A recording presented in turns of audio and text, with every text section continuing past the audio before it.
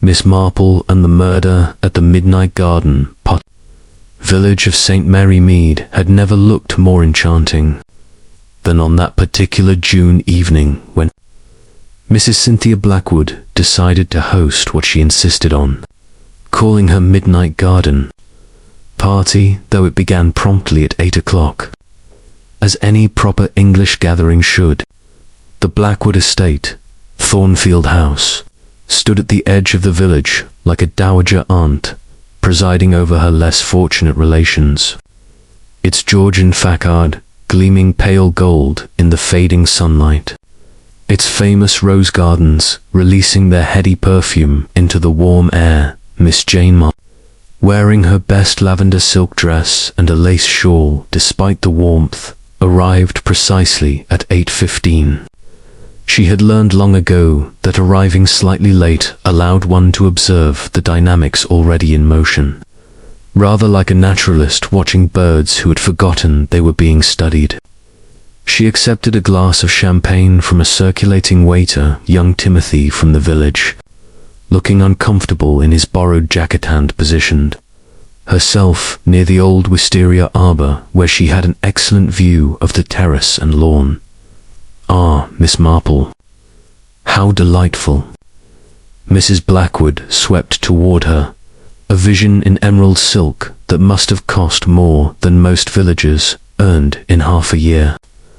Cynthia Blackwood had married into money 15 years ago when she was still Cynthia Grey, the unremarkable daughter of the village doctor.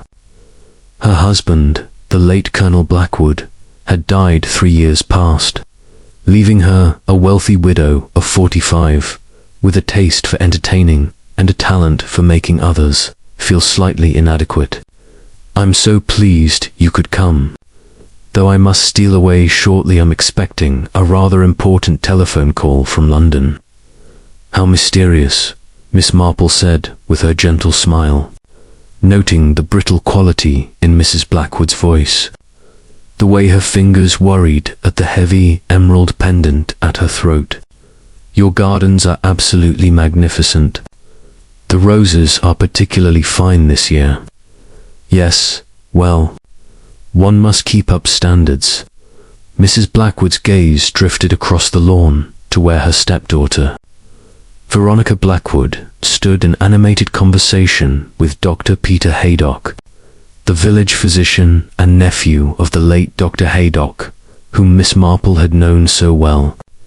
Veronica was a striking girl of 23, dark where her stepmother was fair, with the kind of restless intelligence that found village life stifling, though I sometimes wonder if anyone truly appreciates the effort. "Do excuse me, dear Miss Marple."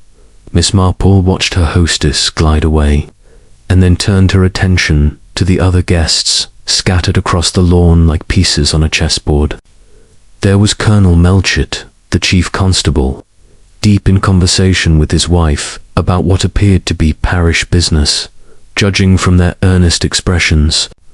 Raymond West, Miss Marple's novelist nephew, had arrived from London and stood near the fountain with his wife Joyce, looking rather out of place among the village worthies in his artistic cravat and world-weary expression near the rose arbor.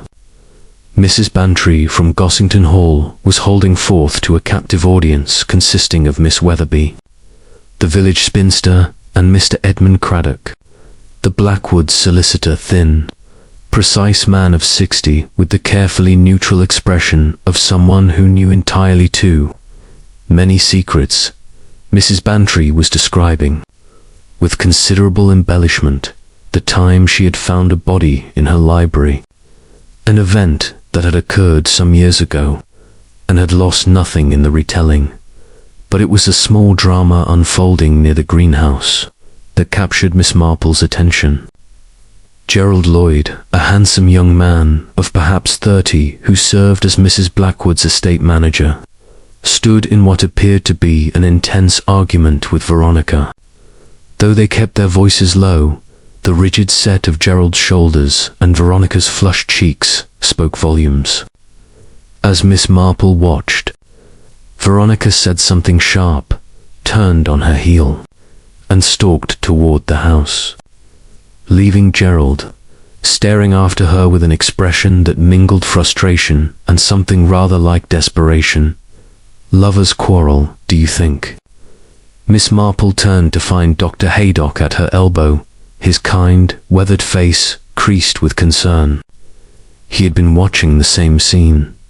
Perhaps, Miss Marple said carefully, though it reminded me rather more of my parlour-maid, Agnes, and the butcher's boy. When Agnes discovered he'd been carrying tales to his employer about our household's meat orders. The anger of betrayal rather than romance, if you take my meaning. Dr. Haydock chuckled, but his eyes remained troubled. You see too much, Miss Marple. It's rather unsettling. He lowered his voice. Though between us, there's been talk in the village. Gerald Lloyd came here 6 months ago with excellent references, but no one quite knows where he came from before that. And Veronica, well, she's a bright girl, perhaps too bright for her own good. She's been asking questions about her father's death, wanting to see the medical reports, that sort of thing. Natural curiosity, surely. For a young woman who lost her father, perhaps. Though the Colonel died very suddenly, heart attack during the night, 3 years ago this month. I wasn't the attending physician. Old Dr. Haydock saw to it. Clean bill of health 1 week, dead the next. These things happen, of course, but... He trailed off, looking uncomfortable. Their conversation was interrupted by the sharp sound of breaking glass. Everyone turned toward the house, where Veronica had emerged onto the terrace, her face flushed and angry. Behind her came Mrs. Blackwood, moving with remarkable speed for a woman in evening dress. How dare you? Mrs. Blackwood's voice, usually so carefully modulated, rang across the garden. Going through my private papers. You had no right. I had every right. Veronica's voice shook with fury. He was my father, and I know what you did. The garden fell absolutely silent. Even the birds seemed to pause in their evening songs. Colonel Melchett took a step forward, his magistrate's instincts clearly engaged, but before he could intervene, Mrs. Blackwood seemed to collect herself. You know nothing, she said, her voice now icy calm. You're overwrought. Go to your room and compose yourself. We will discuss this later. We'll discuss it now, or I'll discuss it with the police. Veronica's hand trembled as she pointed toward Colonel Melchett. I found the letters, Cynthia. All of them. And the receipts. I know exactly what the rest of her sentence was lost in a sudden crash and a scream from near the greenhouse. Everyone rushed toward the sound, Miss Marple moving as quickly as her elderly legs would carry her. They found Gerald Lloyd kneeling beside a crumpled form in the shadows beneath the rose arbor. And even from a distance, Miss Marple could see the unnatural angle of the head, the spreading pool of darkness on the flagstones. It was Mr. Edmund Craddock, the solicitor, and he was quite unmistakably dead. The next morning dawned with that peculiar brightness that seems almost offensive following a tragedy. Miss Marple sat in her front garden, ostensibly dead-heading roses, but in reality positioned perfectly to observe the comings and goings along the high street. The village, as she had anticipated, was alive with speculation. Mrs. Bantry arrived at 9:30, breathless with news and moral indignation in equal measure. She settled into the garden chair with the air of someone preparing for a lengthy siege. My dear Jane, have you heard the latest? Of course you have, you were there. Such a dreadful business. Poor Mr. Craddock, though between ourselves, he was rather a cold fish. Still, one wouldn't wish him murdered. For it was murder, you know. Colonel Melchett is being very close-mouthed. But my Arthur heard from the constable that there was a blow to the back of the head. A heavy stone from the rockery, they think, though it hasn't been found. Thrown into the river, most likely. Miss Marple's needles clicked steadily as she worked on her knitting a baby's jacket for the vicar's expected grandchild. How very distressing. And poor Mrs. Blackwood, to have such a thing happen at her party. Poor Mrs. Blackwood indeed. Mrs. Bantry's eyes gleamed with the light of battle. Though I must say, Jane, that scene with Veronica was most peculiar. I know what you did. What on earth could she have meant? And those letters she mentioned. Miss Weatherby says she heard from her maid, who heard from the Blackwoods' cook, that Veronica has been acting most strangely these past few weeks, secretive, going through her late father's papers in the study when she thought no one was watching.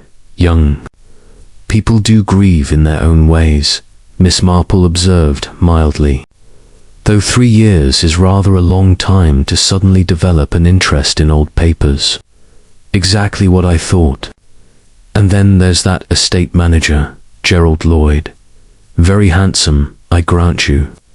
But there's something not quite right about him. Too smooth, if you know what I mean. Like that young man who came to install the telephone exchange last year, charming manners but light fingers. He made off with Lady Carmichael's silver cigarette case before anyone caught on. Miss Marple made a small sound of interest. You think Mr. Lloyd is a thief? I think he's something. Miss Weatherby's nephew works at the railway station, and he says Gerald Lloyd receives telegrams. Regular telegrams from London, always marked personal, and he tears them up immediately after reading them. Now, what sort of estate manager needs secret telegrams? Before Miss Marple could respond, Dr. Haydock came up the garden path, his medical bag in hand and his face grave. Mrs. Bantry immediately pounced. Doctor, tell us everything. How exactly did poor Mr. Craddock die? Was it instantaneous? Did he suffer? Dr. Haydock sank into a chair with a sigh. I can't discuss the medical details, Mrs. Bantry, you know that. But between us and this must go no further. The blow that killed him would have required considerable force. Not the sort of thing that happens accidentally. Someone struck him deliberately from behind while he stood looking at the roses. A cowardly act. Then it must have been a man, Mrs. Bantry declared triumphantly. A woman wouldn't have the strength. Not necessarily, Miss Marple said quietly. Both her companions turned to stare at her. My gardener's wife, Annie, once killed a sheep that had broken into their cottage garden. One blow with a garden spade. She's not a large woman, but anger and fear can lend remarkable strength. And a stone from a rockery, if brought down with sufficient force and surprise. Dr. Haydock nodded slowly. Miss Marple is quite right, and there's something else. Craddock wasn't killed where he fell. There were drag marks on the path, partially obscured but visible if you knew what to look for. He was struck near the greenhouse, then moved perhaps 10 feet to where Gerald Lloyd found him. Whoever did it wanted him found in that particular spot. But why? Mrs. Bantry demanded. What possible difference could it make? That, said Miss Marple, is a very interesting question indeed. Almost as interesting as the question of what Mr. Craddock was doing near the greenhouse in the first place. The roses are at their finest near the terrace, not by the greenhouse. One goes to a greenhouse to meet someone privately, not to admire flowers. The morning continued to bring visitors, each with their own theory. Miss Weatherby arrived with the intelligence that Veronica Blackwood had been seen posting a letter at the village post office that very morning, looking pale and determined. Young Timothy, the waiter from the party, stopped by while making deliveries and reported that he'd heard raised voices from Mrs. Blackwood's study around 7:30 the previous evening before the party had begun. A man's voice and a woman's, arguing about money. Mr. Craddock's voice. Miss Marple inquired gently. Timothy frowned. I couldn't rightly say, Miss Marple. Could have been. Or could have been Mr. Lloyd. They had similar voices, in a way. Both educated like. Raymond West arrived in the afternoon, full of metropolitan skepticism and narrative theories. It's perfectly obvious. Aunt Jane, the stepmother, murdered the solicitor because he knew something about the Colonel's death. Veronica was getting close to the truth, so Cynthia silenced Craddock before he could reveal whatever secret he was keeping. Classic Gothic melodrama. You've been writing too many novels, dear Miss Marple said. Life is rarely so dramatic. Though I do wonder about that telephone call Mrs. Blackwood was expecting from London. She seemed quite anxious about it. Perhaps it was from her lover, Raymond suggested with relish. The mysterious stranger she's been planning to run away with, once she secured the estate properly. Craddock disapproved, threatened to reveal all. Sobash. One dead solicitor. Raymond, really? His wife, Joyce, protested. You can't go around accusing people of murder based on your overactive imagination. But Miss Marple was gazing thoughtfully at her roses, her mind turning over the various pieces of information like a kaleidoscope, shifting to form new patterns. A solicitor struck down. A stepdaughter making accusations. An estate manager receiving secret telegrams. A widow anxious about a telephone call. Letters and receipts that apparently proved something damning, and underneath it all, the death of Colonel Blackwood 3 years ago, which had seemed so natural at the time but which now, in retrospect, had perhaps been anything but. I think, she said slowly, that I should pay a call on Mrs. Blackwood tomorrow. One must offer one's condolences, after all, and perhaps bring her some of my special seed cake. People do often feel moved to confide in one over seed cake. It's quite remarkable. Raymond laughed. Aunt Jane, you're incorrigible. Playing detective again. Miss Marple looked up with her gentle, innocent smile. Not at all, dear. Simply being neighborly. Though I must admit, I am rather curious about one small detail. When we all rushed toward the greenhouse last night, I happened to notice that Mrs. Blackwood's emerald pendant, the one she was wearing, had a small smear of dirt on it. Just a tiny mark, easily missed. But emeralds don't gather dirt when one is standing on a terrace having an argument with one's stepdaughter. One must actually touch something earthy. Rather like when my maid Lucy claimed she'd been upstairs making beds all afternoon, but had soil under her fingernails. It turned out she'd been in the garden meeting the postman's son. Such a silly girl. Dr. Haydock and Mrs. Bantry exchanged glances. They both knew that when Miss Marple began talking about her maids and village analogies, she was on to something. Perhaps, Dr. Haydock said carefully, you might mention that observation to Colonel Melchett when you see him. Perhaps, Miss Marple agreed, though I shouldn't want to make too much of a small thing. After all, there might be a perfectly innocent explanation. There so often is, in my experience, though not always.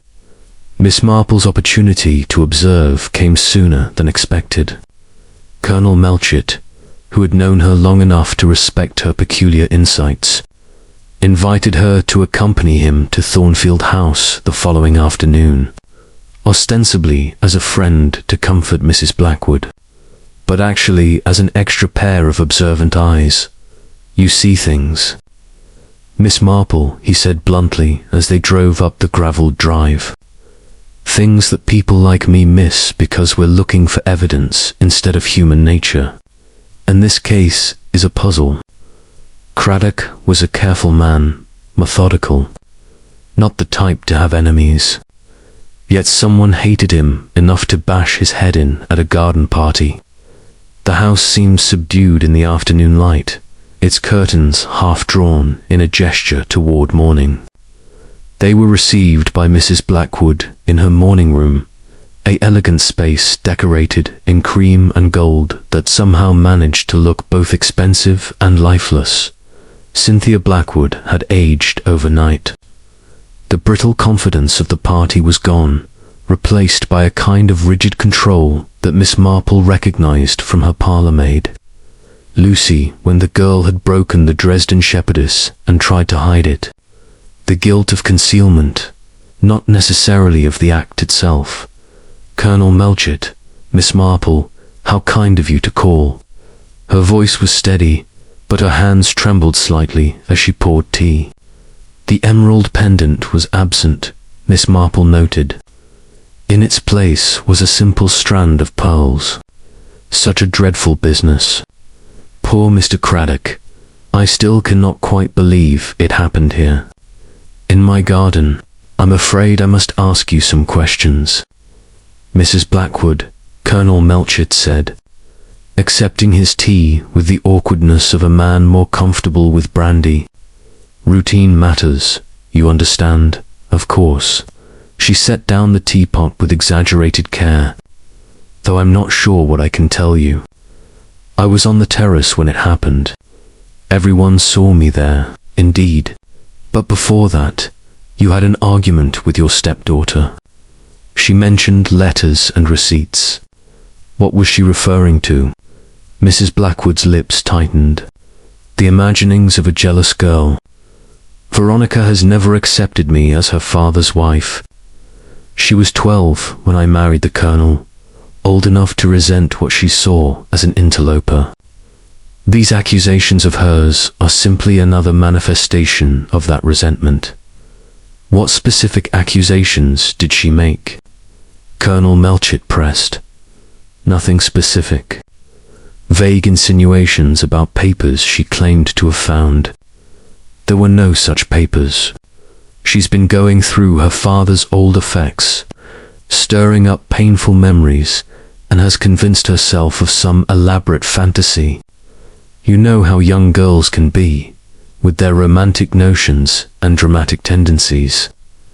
Miss Marple, who had been quietly sipping her tea and apparently paying more attention to the tea roses visible through the window, spoke for the first time. How difficult that must be for you, dear. Rather like my great-niece Diana, who became convinced that her mother's second marriage had somehow been improper. She made such a fuss until we showed her the marriage certificate and the clergyman's records. Once she saw the actual documents, she calmed down immediately.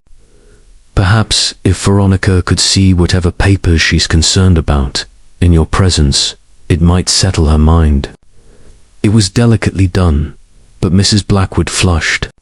There are no papers to see. That's what I'm trying to explain. But she claimed to have found them, Colonel Melchett pointed out.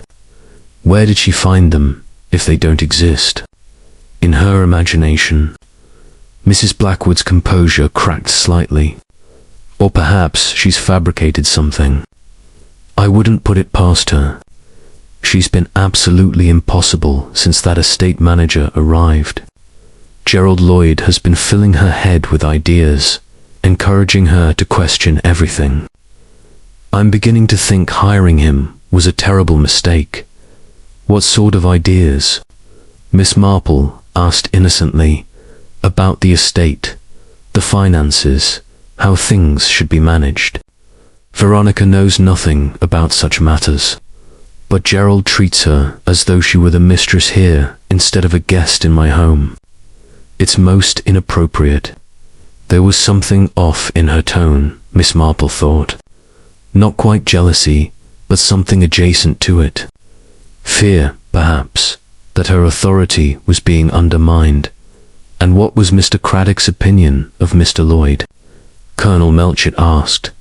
The question landed like a stone in still water. Mrs. Blackwood's hand went to her throat, to where the emerald pendant had hung the night before. I'm sure I don't know. Why would Edmund have opinions about my estate manager?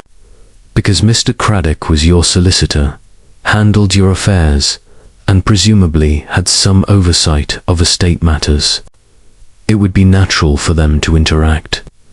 They barely knew each other, Mrs. Blackwood said, but her eyes shifted away as she spoke, and Miss Marple mentally filed away the life for. It was certainly a life for later.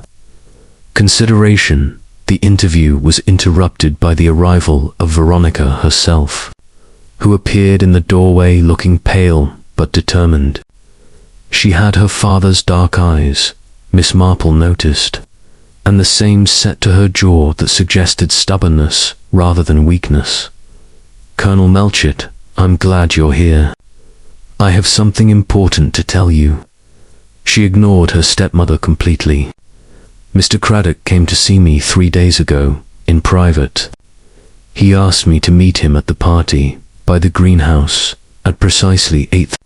He said he had discovered something about my father's death that I needed to know, but he wanted to be certain of his facts before making any accusations. He was going to bring proof. The room fell absolutely silent. Mrs. Blackwood had gone white. That's a lie, she said, her voice sharp. Why would Edmund go behind my back to you? What possible proof could there be about your father's death? He died of a heart attack. There was a physician in attendance, a death certificate, everything proper. Then why did Mr. Craddock want to speak to me? Veronica challenged. Why did he specifically mention proof? And why, Cynthia, did you have a private meeting with him in your study at 7:30 last night, before the party began? Timothy, the waiter, heard you arguing about money. I did no such thing. Then who was in your study with you? Gerald says he saw you coming out of there looking upset, just before guests began arriving. Mrs. Blackwood stood abruptly, her teacup rattling in its saucer. This is intolerable. I won't be interrogated in my own home by an insolent girl who has no respect for my position or my grief. Mr. Craddock was my solicitor and my friend. How dare you suggest that I had anything to do with his death? I'm not suggesting it, Veronica said quietly. But someone killed him to prevent him from revealing something. And given that he was going to reveal something about my father's death, and given that you were the primary beneficiary of that death, the implications are rather clear, aren't they? Colonel Melchett rose hastily. Miss Blackwood, Mrs. Blackwood, please. These are serious allegations that require careful investigation. Mrs. Blackwood, I'm afraid I must ask you directly. Did you meet with Edmund Craddock last evening before the party? Mrs. Blackwood's hand clutched at her pearls. For a moment, Miss Marple thought she would maintain her denial. Then something seemed to crumble inside her. Yes, she whispered. Yes, I met with him. But not about my husband's death. About financial matters. Private financial matters. And we didn't argue. We simply discussed some investments that had gone badly. That's all. It has nothing to do with his murder. I think, Mrs. Blackwood, Colonel Melchett said heavily, that I shall need you to come to the station tomorrow to make a formal statement. And Miss Blackwood, you as well. This has become a more complicated matter than I initially thought. As they left Thornfield House, Miss Marple was unusually quiet. Colonel Melchett glanced at her with concern. Well, Miss Marple, what do you make of it all? I think, Miss Marple said slowly, that we are seeing only the surface of something quite deep. Rather like the pond in Mrs. Samuelson's garden, it looks shallow and harmless. But her little dog fell in and discovered it was 8 feet deep with a false bottom. Poor creature nearly drowned before the gardener pulled him out. Are you saying Mrs. Blackwood is guilty? I'm saying that everyone is lying about something, Colonel. Mrs. Blackwood is lying about her relationship with Mr. Craddock, and probably about her husband's death. Veronica is lying about something too, though I'm not certain what yet. And Gerald Lloyd? Well, we haven't properly spoken to him, have we? That seems like an oversight. I'll have him in tomorrow, along with everyone else who was at that party. Good, though I wonder. Miss Marple paused at the gate, looking back at the house. I wonder if you might let me speak to the servants.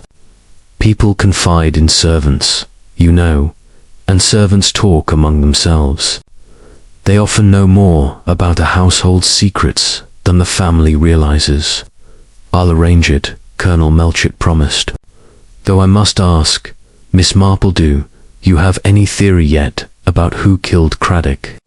Several theories, Colonel. But theories are dangerous things until one has facts to support them. Give me a little more time. And in the meantime, might I suggest you look into Colonel Blackwood's death rather more carefully? I have a feeling that the answer to this murder lies 3 years in the past. Gerald Lloyd proved to be a more complex character than his handsome face and easy manner suggested. Colonel Melchett interviewed him the next morning in the study at Thornfield House. With Miss Marple present as a supposedly harmless observer, knitting quietly in the corner, Mr. Lloyd, how long have you been employed by Mrs. Blackwood? Colonel Melchett began. 6 months.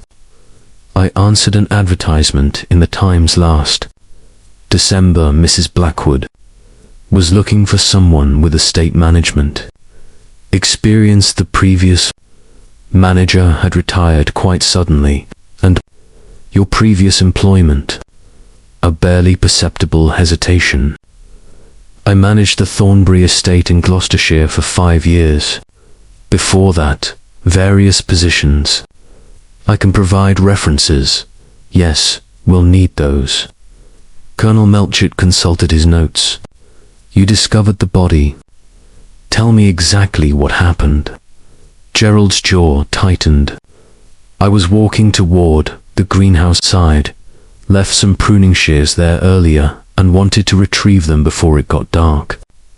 As I came around the corner, I nearly tripped over Mr. Craddock's body. At first I thought he'd fainted, but when I knelt beside him, he paused, his face pale. There was blood. A lot of blood. I called out, and people came running. Did you see anyone else near the greenhouse before you found him? No one. The area was deserted. Most guests were on the terrace or the lawn near the fountain. What was your relationship with Mr. Craddock? Another hesitation, longer this time. I'd met him perhaps 3 times since taking this position. He handled Mrs. Blackwood's legal affairs. We had little interaction, but you knew he was coming to the party. Mrs. Blackwood mentioned it, yes. Miss Marple's needles paused for the briefest moment. There had been something in Gerald Lloyd's tone when he mentioned Mrs. Blackwood, not quite affection, not quite resentment, but something more complicated. She filed it away for later consideration. Mr. Lloyd, she said gently, and both men turned to her as though they'd forgotten her presence. Forgive an old woman's curiosity. But I understand you've been helping Miss Veronica with estate matters. That must be somewhat awkward, given that her stepmother employs you. Gerald's face flushed. I've simply been explaining how things work, the accounts, the investments, the property management. Veronica is intelligent and interested. She should understand her father's legacy. But Mrs. Blackwood disapproves. Mrs. Blackwood believes Veronica. should concern herself with finding a suitable husband and leave business matters to her betters. The bitterness in his voice was unmistakable now. I happen to think women are perfectly capable of understanding finance and property law. How modern of you, Miss Marple murmured. And did you know that Mr. Craddock had arranged to meet with Veronica by the greenhouse? The question caught him off guard. No, why would he do that? He said he had information about Colonel Blackwood's death. Were you aware that there were questions about the circumstances? Gerald stopped, clearly weighing his words. Veronica mentioned that she'd been looking into it. She found some irregularities in the estate accounts, transactions that occurred shortly after her father died. Large sums transferred to accounts she didn't recognize. When she asked Mrs. Blackwood about them, she was told to mind her own business. Colonel Melchett leaned forward. What sort of irregularities? I can't give you specifics. Veronica shared this with me in confidence. But enough to suggest that someone was moving money around, possibly to hide something or avoid inheritance taxes or debts. And you think Mrs. Blackwood was responsible? I think someone was, Gerald said carefully. Whether it was Mrs. Blackwood herself or Mr. Craddock acting on her instructions, I couldn't say. But it's worth investigating. After Gerald had been dismissed, Colonel Melchett turned to Miss Marple. Well, is he our murderer? Possibly, Miss Marple said thoughtfully, though I'm more interested in what he didn't say. He claims he barely knew Mr. Craddock, yet he seemed quite familiar with the man's relationship to Mrs. Blackwood and the estate finances. One doesn't acquire that knowledge through casual observation. Either Veronica has been remarkably indiscreet in her confidences, or Mr. Lloyd has been conducting his own investigation into matters that don't strictly concern him. Why would he do that? That, Colonel, is the question. Either he's genuinely trying to help Veronica, which suggests a personal attachment beyond mere professional courtesy, or he has his own reasons for wanting to uncover whatever secrets this household is keeping.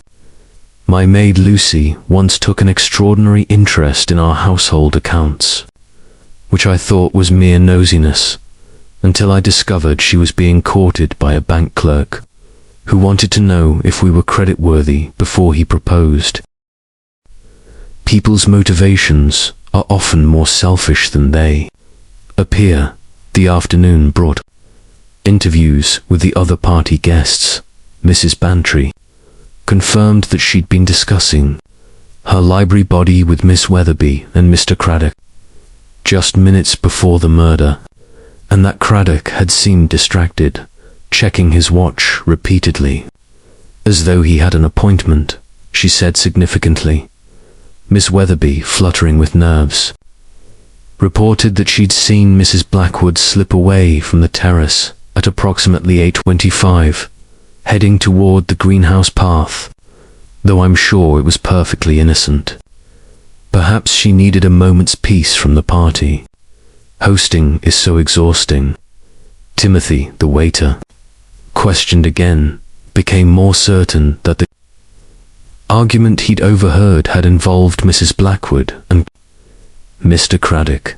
The gentleman was saying something about consequences and the truth, and Mrs. Blackwood was saying you promised or you can't, or something like that. They were both upset, but it was Dr. Haydock who provided the most intriguing information. He arrived at Miss Marple's cottage that evening, looking troubled. I've been going through my uncle's old files, he said without preamble. The records of Colonel Blackwood's death. And there's something odd, indeed. Miss Marple set aside her knitting and gave him her full attention. My uncle noted that Colonel Blackwood had been in perfect health at his examination 2 weeks before his death. No heart problems, no indication of any cardiac weakness. Then suddenly, dead of a massive heart attack. It happens, of course, but my uncle also noted, in his private journal, I found it in his papers that Mrs. Blackwood had been unusually insistent about not having a post-mortem. She said her husband would have hated the indignity, that it was against his wishes. My uncle accepted that, as people do in such cases. But looking back now, with Craddock's murder and Veronica's accusations, I wonder if we should have been more insistent.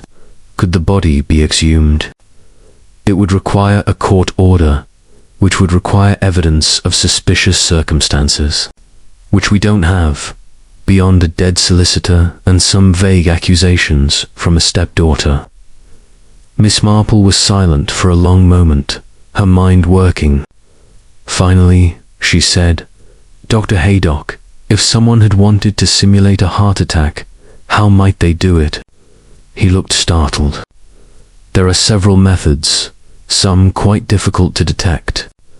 Certain poisons can cause cardiac arrest digitalis in large doses, for instance, or inducing a coronary event through stress or shock. Without a thorough autopsy, it would be almost impossible to determine if death was natural or induced. And Mrs. Blackwood is the daughter of a doctor, is she not?" Dr. Haydock's face went pale. "Good God, yes, she is. Old Dr. Gray, he died about 10 years ago, but he practiced in this village for 40 years. Cynthia grew up helping in his surgery, mixing medications, maintaining his medical supplies. She would have had access to all sorts of pharmaceuticals, a knowledge of how to use them," Miss Marple added quietly. "Thank you, Dr. Haydock. You've been most helpful." After he left, Miss Marple sat in her garden as twilight deepened, watching the shadows lengthen across her roses. The picture was becoming clearer, but it was not a pleasant picture. A woman who may have murdered her husband for his money. A solicitor who discovered the truth and was killed to keep him silent. A stepdaughter in danger because she was asking too many questions. But there were still pieces missing. The emerald pendant with dirt on it. Gerald Lloyd's secret telegrams. The letters and receipts Veronica claimed to have found. And most puzzling of all, the question of why Mr. Craddock's body had been moved after death. That detail niggled at Miss Marple's mind like a loose thread in a knitting pattern. People moved bodies to hide them or to delay discovery, but Craddock's body had been moved only a few feet from near the greenhouse to under the rose arbor. Why? What was significant about that particular location? Unless Miss Marple sat up straighter, her mind suddenly racing. Unless the point wasn't where the body was moved to, but where it was moved from. The greenhouse. What had been near the greenhouse that someone didn't want found in connection with Craddock's body? She would need to visit Thornfield House again, she decided. During daylight, when she could examine the greenhouse and its surroundings properly, and perhaps have another chat with the servants, who saw everything but were rarely asked. Tomorrow, she thought. Tomorrow she would uncover the missing piece. But tonight she would sit in her garden and think about human nature, how greed could corrupt, how fear could compel violence, and how the appearance of respectability could hide the darkest sins. Rather like her roses, she reflected, so beautiful on the surface, but with thorns hidden beneath the blooms. Waiting to draw blood from the unwary, Miss Marple arrived at Thornfield House. The following morning, armed with a basket of freshly baked scones, and the excuse of checking on dear, Mrs. Blackwood's well-being. She was received not by the mistress of the house, but by Mrs. Jennings, the cook. A stout woman in her 50s, with the shrewd eyes of someone who missed little. "Mrs. Blackwood is lying down with a headache," Mrs. Jennings explained, ushering Miss Marple into the kitchen. "Doctor's orders." All this upset has quite done her in. But you're welcome to wait, Miss Marple. I was just making tea. How kind. Though I wouldn't want to disturb Mrs. Blackwood if she's unwell. Perhaps I might leave these scones for her. Miss Marple settled into a chair at the scrubbed kitchen table with the air of someone prepared to stay. What a dreadful time you've all had. I imagine the staff must be quite unsettled. This opened the floodgates. As Miss Marple had known it would, Mrs. Jennings was bursting with information and opinions, and the presence of a sympathetic listener was all that was needed to release them. Unsettled isn't the word for it, Miss Marple. Poor Daisy, the parlour maid is so frightened she wants to give her notice. Says she can't sleep knowing there's a murderer about. And Robert, the footman, found a strange man lurking near the stables yesterday morning. Said he was just passing through, but what business would a stranger have on private grounds? How curious. Did Robert recognize him? Never seen him before. Described him as middle-aged, well-dressed, with a London accent.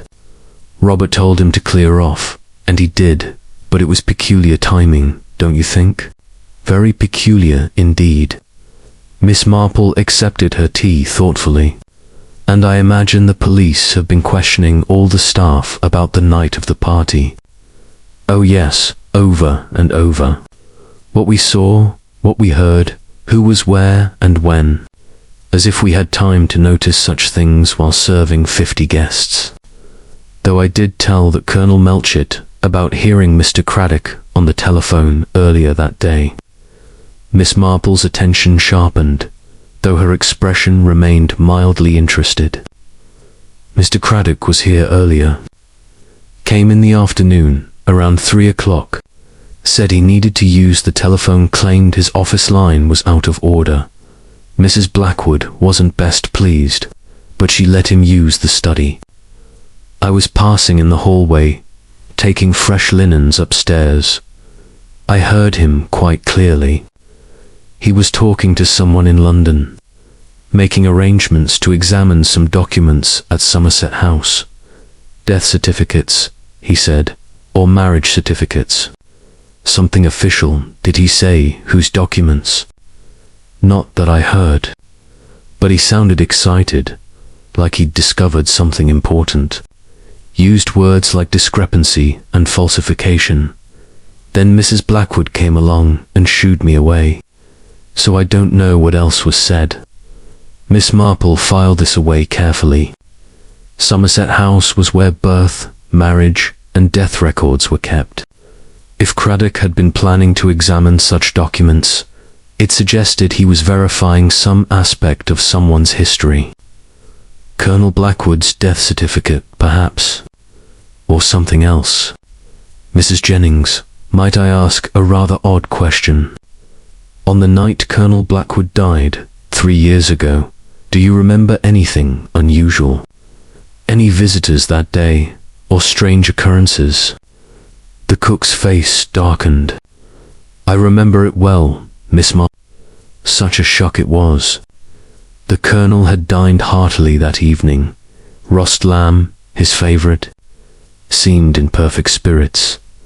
Mrs. Blackwood had been to London that day. Came back on the evening train, and they had a drink together in the library before bed. Next morning, she rang for help, saying he was dead in his bed. Heart attack, the doctor said. Mrs. Blackwood had been to London. Yes, some shopping expedition. She often went up to town in those days. Came back laden with parcels from Harrods and Fortnum's, though Mrs. Jennings hesitated, clearly debating whether to continue, though. Miss Marple prompted gently, though Daisy, who was new, then said she noticed something odd when she unpacked Mrs. Blackwood's things later. There were no dress boxes or hat boxes, like you'd expect from a shopping trip. Just a small valise with a single parcel from a chemist's shop. Daisy thought it strange at the time, but didn't like to say anything. A chemist's shop. Miss Marple felt a small click of pieces falling into place. How interesting. And I don't suppose anyone remembers which chemist. Daisy might. She's got a memory for details, that one. Probably why Mrs. Blackwood moved her to the morning shift after that, didn't want her noticing too much. Before Miss Marple could pursue this further, Veronica Blackwood appeared in the kitchen doorway, looking pale but composed. Mrs. Jennings said you'd called. How kind. Might we speak privately? I'd welcome your advice on a rather delicate matter. They walked together in the garden, away from the house where windows might conceal listening ears. The morning was beautiful, roses releasing their fragrance into the warm air. But Veronica seemed oblivious to the beauty around her. Miss Marple, I don't know whom to trust anymore. The police think I'm a hysterical girl inventing conspiracies. My stepmother treats me like a criminal for asking questions about my own father. And Gerald. She faltered. Gerald has been kind, but I'm beginning to wonder about his motives. What do you mean, dear? I received a letter this morning, anonymous. It warned me that Gerald Lloyd isn't who he claims to be, that he came here under false pretenses, and that I should ask him about his connection to the Thornbury estate he claims to have managed. So I did ask. Confronted him directly after breakfast. And what did he say?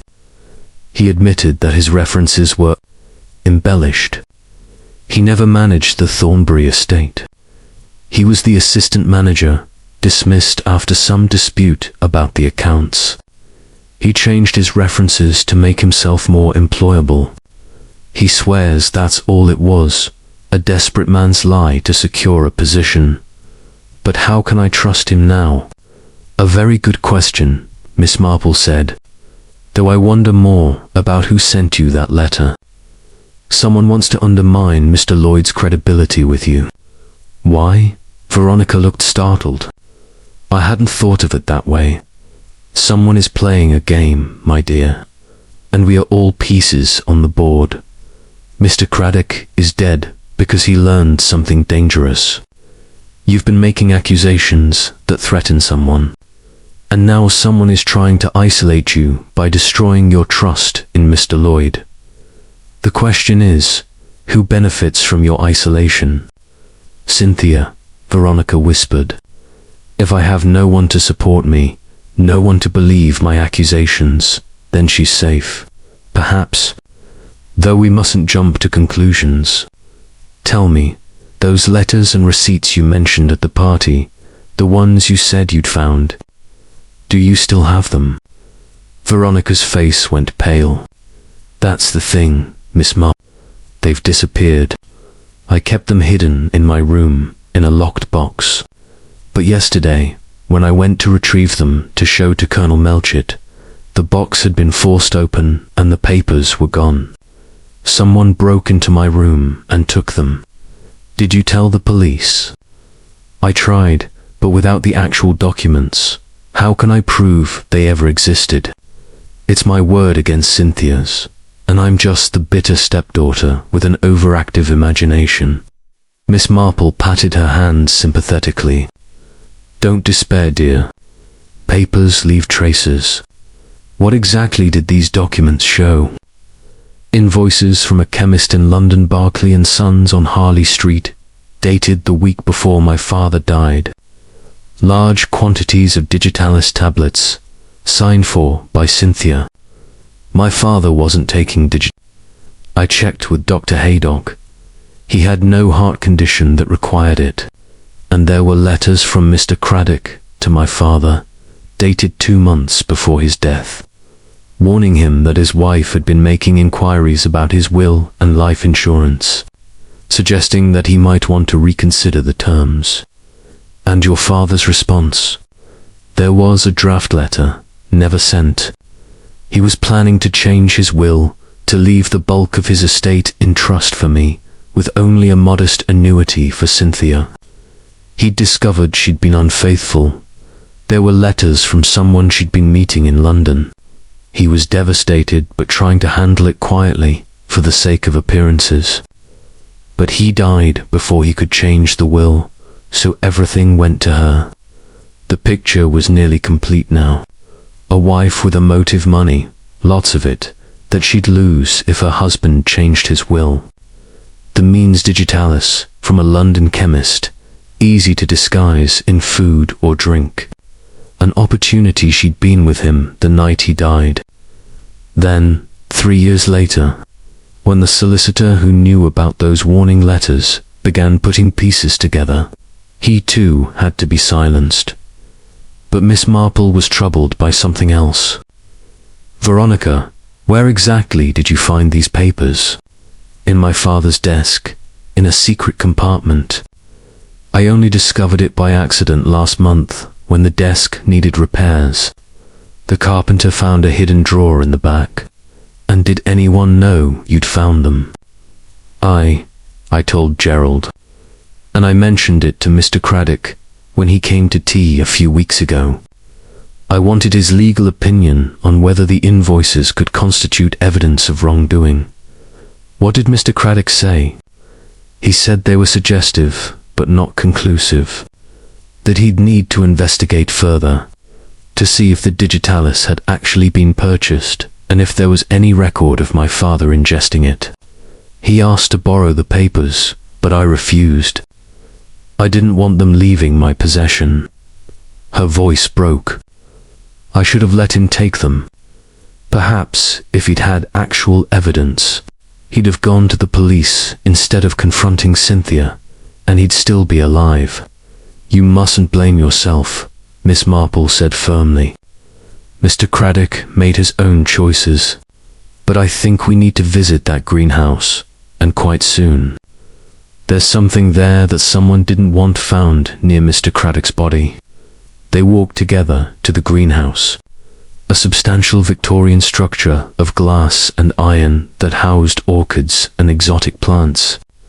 Miss Marple examined the path where Gerald Lloyd said he'd found the body, then traced backward toward the greenhouse door. The earth here was softer, still showing the scuff marks from the party, but it was a small object half hidden beneath the rose bushes that caught her attention, a distinctive silver cigarette case, monogrammed with the initials CB Cynthia Blackwood. "That's Cynthia's," Veronica confirmed. "My father gave it to her on their wedding anniversary. She's been frantic looking for it, claims she lost it somewhere in the house." Miss Marple picked it up carefully using her handkerchief. The case was dented, and there was a dark stain on one edge that looked suspiciously like dried blood. "I think," Miss Marple said slowly, "that we should take this directly to Colonel Melchett. And then, my dear, I think it's time for a conversation with your stepmother, with proper witnesses present. Because unless I'm very much mistaken, this cigarette case is the weapon that killed Mr. Craddock, filled with something heavy, coins or pebbles. Perhaps it would make quite an effective bludgeon, and whoever wielded it dropped it in the struggle, which is why the body had to be moved away from this spot." Veronica stared at the innocent-looking object in horror. "You think Cynthia killed him? Here, by the greenhouse?" "I think Mr. Craddock came here to meet someone, possibly your stepmother, possibly someone else.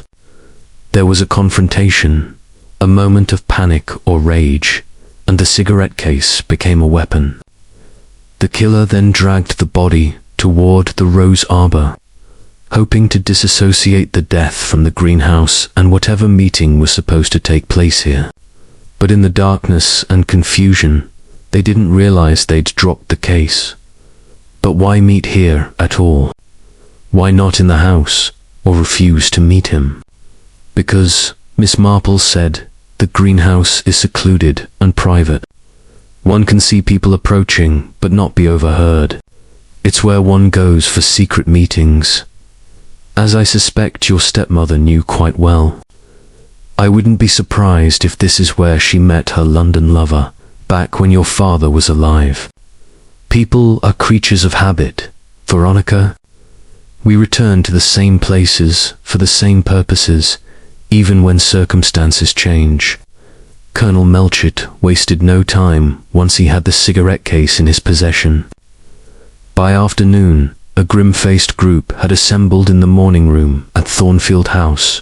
Colonel Melchett, Miss Marple, Dr. Haydock, Mrs. Blackwood, Veronica, and Gerald Lloyd. The cigarette case lay on the table between them like an accusation.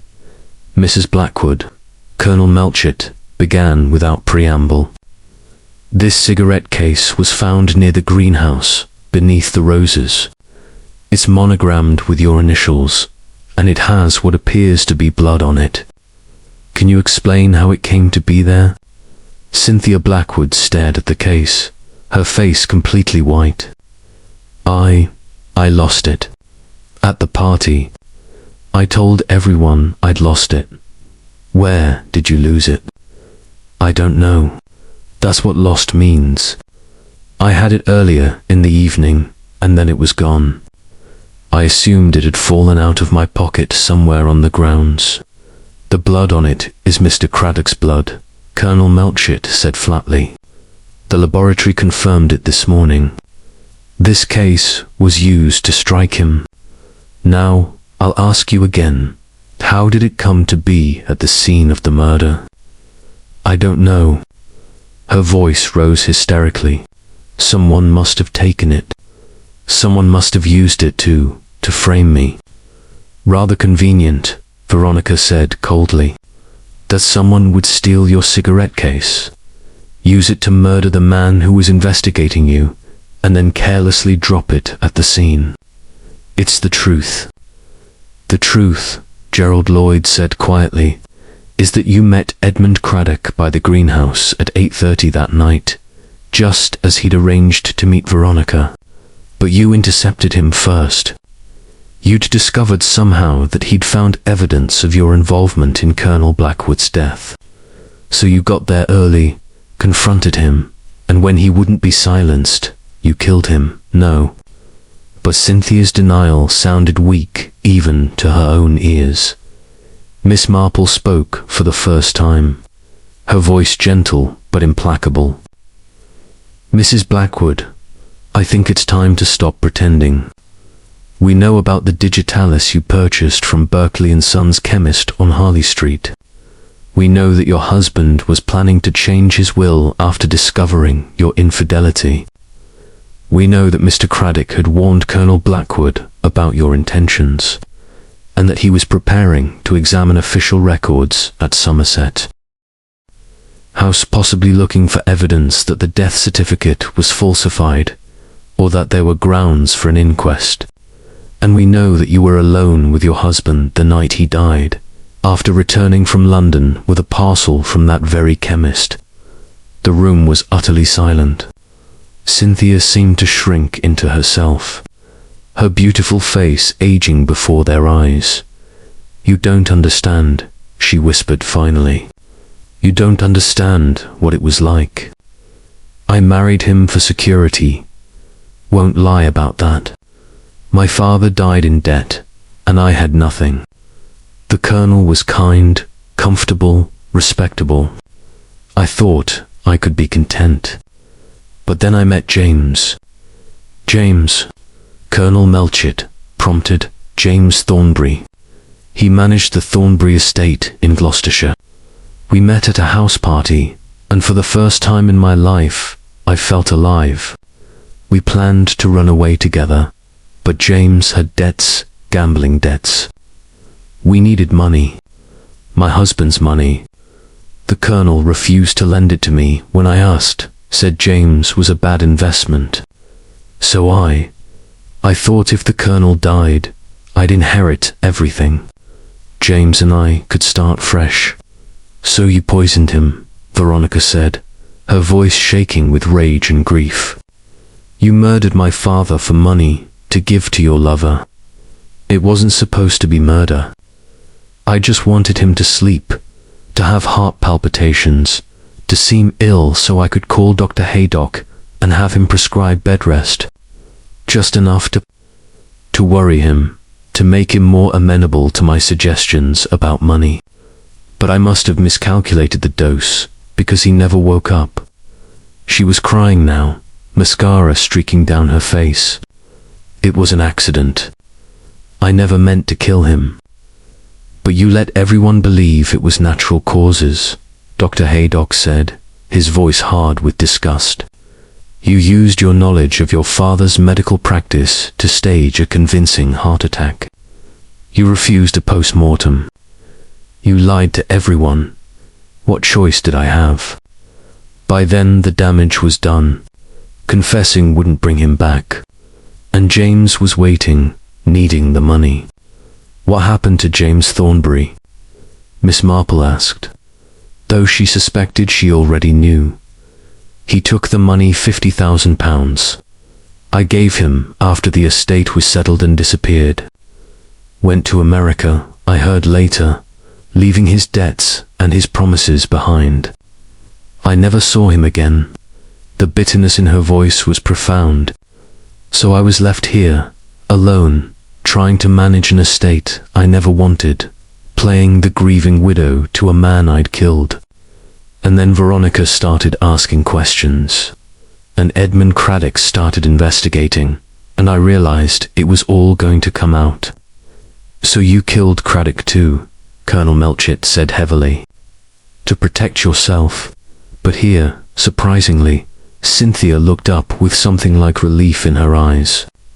No, I swear I didn't kill Edmund. I know you won't believe me, but it's true. Then who did? Veronica demanded. Who else had a motive? I don't know. Yes, I met Edmund by the greenhouse.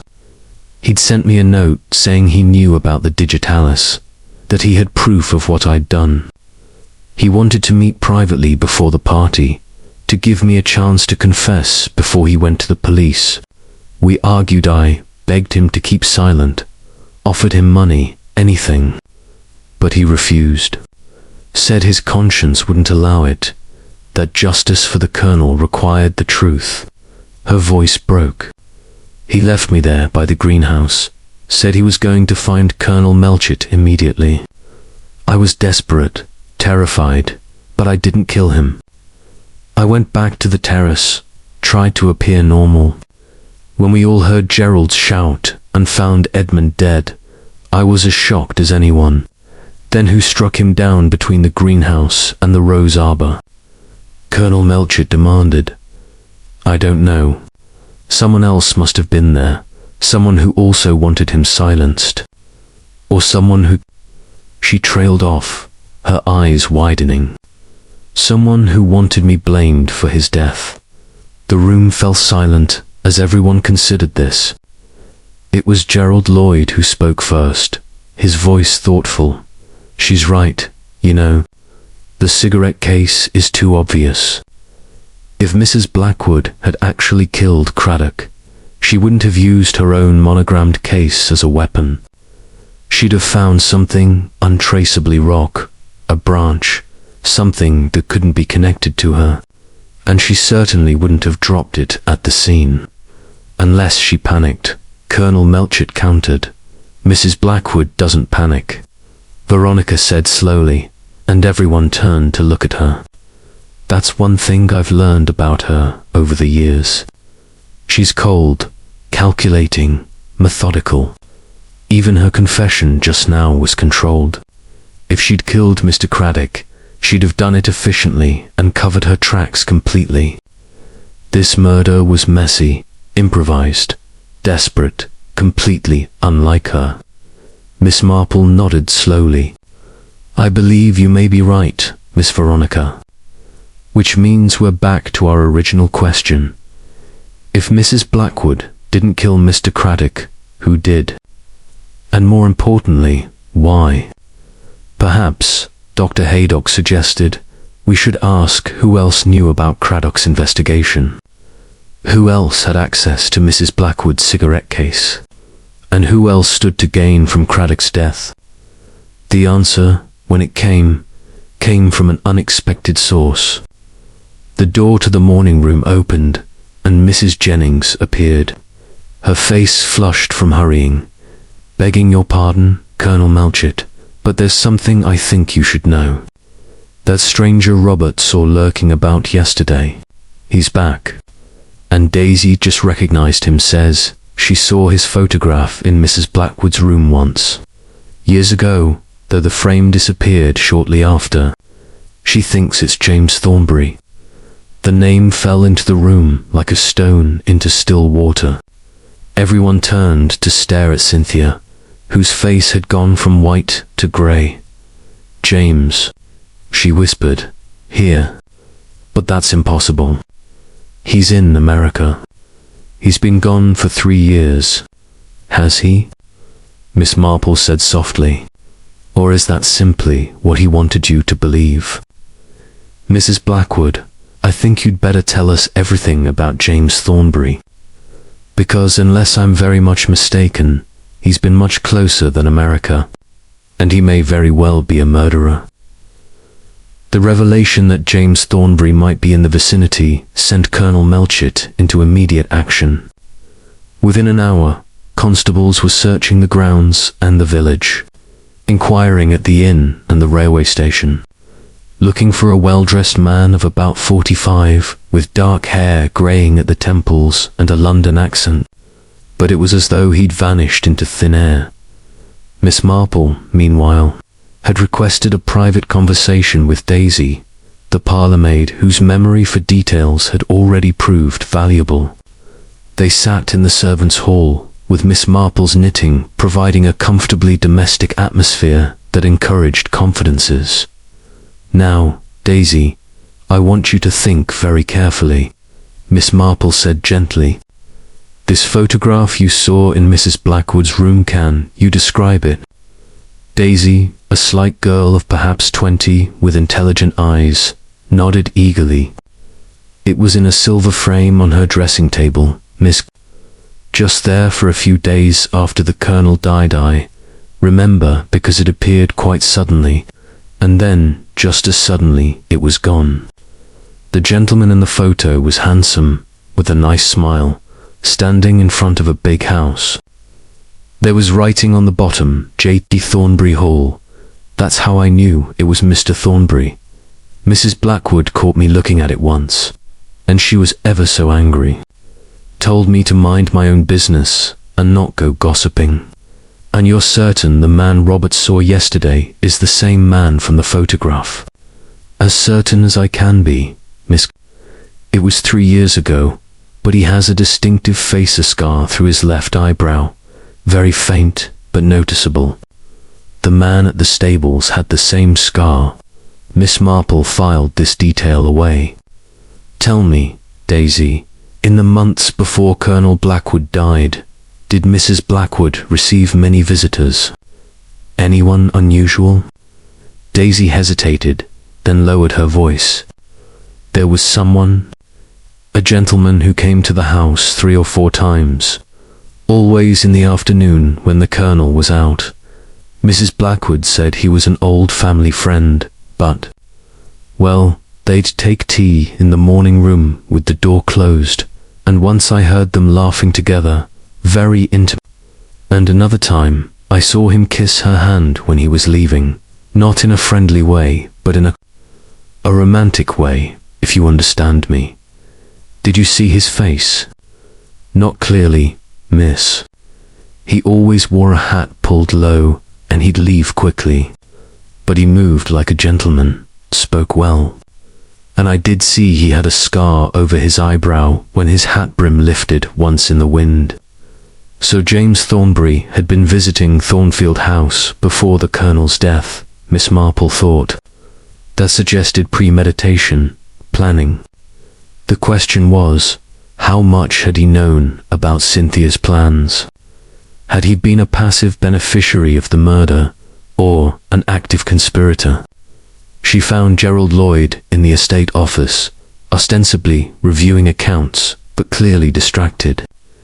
When Miss Marple appeared at the door, he looked almost relieved to have an interruption. "Miss Marple, come in, please."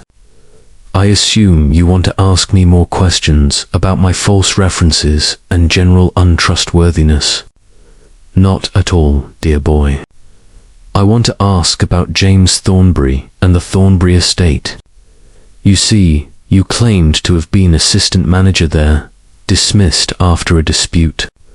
But I wonder if there's more to that story. Gerald's jaw tightened. You're remarkably perceptive. Yes, there's more. The estate manager at Thornbury, the position I claim to have held, was a man named George Winters. Good man, honest, efficient. But about 3 years ago, he discovered discrepancies in the accounts. Someone had been embezzling funds for months, nearly £10,000. The trail led to James Thornbury himself. The owner was stealing from his own estate. He was drowning in gambling debts. Winters confronted him, threatened to go to the authorities. A week later, Winters was found dead at the bottom of a quarry on the estate lands. The inquest ruled it an accident. He'd supposedly been walking alone at night and fallen. But everyone on the estate knew it wasn't an accident. James Thornbury had murdered him. Miss Marple's hands stilled on her knitting. But he wasn't prosecuted. No evidence. And Thornbury had an alibi. He was in London that night, at his club, with witnesses. Though I've always suspected he paid someone to do it. Shortly after, he sold the estate and disappeared. Rumour said he'd gone to America, and you came here. Because I heard that Mrs. Blackwood had been James Thornbury's lover. When I saw the advertisement for an estate manager, I applied under false pretenses, yes. I wanted to get close to her, to find out if she knew where Thornbury was. George Winters was my uncle. He raised me after my parents died. I wanted justice for him. So you've been investigating Mrs. Blackwood all along? Yes. And what I found was that she had also committed murder, her husband's. But I had no proof, just suspicions, until Veronica started asking questions and found those documents. I encouraged her because I thought if the Colonel's death was properly investigated, it might lead back to Thornbury, to murders, both connected to the same man. Did you share this theory with Mr. Craddock? Gerald hesitated. I met with him once, about 2 weeks ago. Told him my suspicions about both murders. He said he'd look into it, but he was skeptical, said I was making connections that might not exist. But after I told him, he started his own investigation more intensely. I think he found something that convinced him I was right, and that something got him killed. Miss Marple said softly, Mr. Lloyd, where were you at exactly 8:30 on the night of the party? He met her gaze steadily. I was in the estate office, going over accounts I'd been reviewing all day. No one saw me there. The office is separate from the house. So no, I don't have an alibi. And yes, I had as much motive to kill Craddock as anyone, if I thought he was going to warn Thornbury that we were on to him. But I didn't kill him, Miss Marple. Whatever my faults, I'm not a murderer. I don't believe you are, Miss Marple said. But I think you're in danger, just as Veronica is. Because if James Thornbury is here, and if he killed both George Winters and Edmund Craddock, then anyone who knows the truth about him is a potential target. That evening brought a new development. A telegram arrived at Miss Marple's cottage, delivered by a breathless boy from the post office. It was from Somerset House in London. In response to an inquiry Colonel Melchett had made at Miss Marple's suggestion, the telegram confirmed that the death certificate for Colonel Blackwood had been signed by Dr. Haydock Sr., stating death by natural causes, massive cardiac arrest. But crucially, it also revealed that James Thornbury had made an inquiry about the same death certificate 2 weeks earlier, asking for a certified copy. Why would he want a copy of the Colonel's death certificate? Colonel Melchett wondered aloud when he came to discuss it with Miss Marple, because Miss Marple said he wanted to confirm exactly what story had been told about the death. You see, Colonel, I believe that James Thornbury was blackmailing Mrs. Blackwood. Blackmail. Think about it. He took £50,000 from her 3 years ago and disappeared, supposedly to America. But what if he never left England? What if he simply went underground, waiting? Then, recently, he learned that Veronica was asking questions that Mr. Craddock was investigating. He realized the truth about the Colonel's death might come out, which meant his source of income might dry up or worse, that he might be implicated as an accessory to murder. So he came back to... Colonel Melchett frowned. To do what, exactly? To secure his position, I imagine. He killed Mr. Craddock to prevent the truth from coming out. He stole Veronica's documents to eliminate evidence. And he used Mrs. Blackwood's cigarette case to make her look guilty, ensuring she'd be too frightened and too implicated to ever betray him. As long as she's under suspicion for both murders, she's under his control. He can continue blackmailing her for years to come. Diabolical, Colonel Melchett muttered. But how did he get the cigarette case? Mrs. Blackwood herself probably gave it to him, unknowingly. She said she lost it during the party. I suspect Thornbury, disguised or keeping to the shadows, approached her at some point, perhaps claiming to be a guest or having some urgent message. In the confusion, he picked her pocket or convinced her to hand him something from her evening bag. She's admitted she's been paying him money periodically. He had leverage over her. It would be natural for her to meet him if he demanded it. Colonel Melchett stood abruptly. Then we need to find him before he strikes again. If everything you say is true, Miss Marple, then Veronica and Gerald Lloyd are both in immediate danger. They're the only ones left who've been actively investigating these murders. As if summoned by his words, a commotion arose outside, running footsteps. Voices shouting. Dr. Haydock burst through the door, his face pale. Veronica. He gasped. She's been attacked. Veronica Blackwood lay in her bed at Thornfield House, a bandage around her head and her face pale against the pillows, but very much alive. Dr. Haydock had assured everyone that the injury was superficial. She'd been struck from behind while walking in the garden at dusk, but had turned at the last moment, causing the blow to glance off her skull rather than landing squarely. I saw him, she whispered to the assembled group. Miss Marple, Colonel Melchett, Dr. Haydock, and Gerald, who refused to leave her side. Just for a second before he hit me, a man in dark clothing, his face partially covered by a scarf, but his eyes, I saw his eyes, and there was a scar over his eyebrow. James Thornbury, Gerald said grimly. He's getting desperate. Or confident, Miss Marple corrected gently. He attacked Miss Veronica in broad daylight, dusk on the estate grounds. That suggests either desperation or a belief that he's untouchable. I suspect the latter. How can he believe he's untouchable when we know who he is? Colonel Melchett demanded. Because we can't find him, Miss Marple pointed out. He's been here for days, lurking about the estate, yet he's managed to avoid capture. That suggests he knows the grounds intimately, which makes sense. Given his previous relationship with Mrs. Blackwood, he probably knows every hiding place, every outbuilding, every approach to the house. Then we'll search every inch until we find him, Colonel Melchett declared. Or, Miss Marple said softly, we could make him come to us. Everyone turned to stare at her. She set down her knitting and folded her hands in her lap, her gentle face thoughtful. Mr. Thornberry is here for a reason. He wants something. I suspect the something is the remaining evidence of his connection to these crimes.